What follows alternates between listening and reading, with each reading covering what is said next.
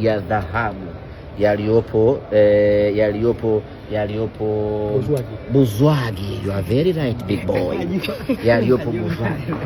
Hii gold hapa, ukisema unaiuza hii gold hapa ambayo CRDB ameiweka, ukiuza unajenga kiwanja cha Yanga. Unajenga kiwanja cha Yanga tena viwanja 8. Fanikiwa kuiba moja tu wametajirika. Akibaki mwenye 3 si anaweza kainunua timu kabisa. Ya mwaka huu ndo wameweka gold. Na mwaka huu tumechukua makombe ya kimkakati. Makombe makubwa.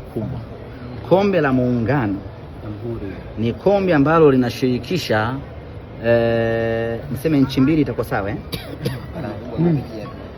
Ni kombe ambalo linashirikisha nchi mbili zilizoungana, Tanganyika na Zanzibar.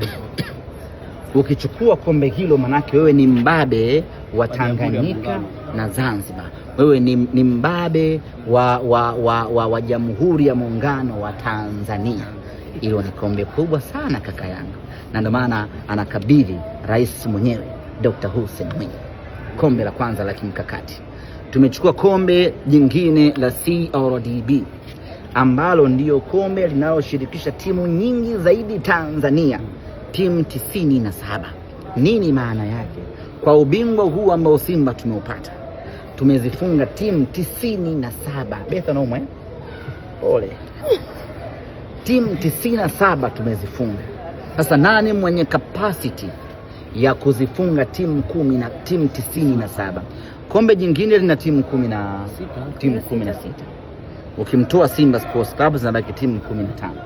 Kwenye timu 15 kuna Singida, kuna Dodoma, kuna Pamba, ambazo hizo ni timu moja. Kwa hiyo kwenye 15 unabaki na 12. Kwa hiyo umechukua ubingwa kwa kuzifunga timu 12 pekee. Can you imagine? Can you imagine? Kwa hiyo umefanya kazi ndogo mno ya kuchukua huo ubingwa, lakini mnyama amezifunga timu 97 my brother. Ni kazi ngumu, na ndio maana tumechoka vibaya mno.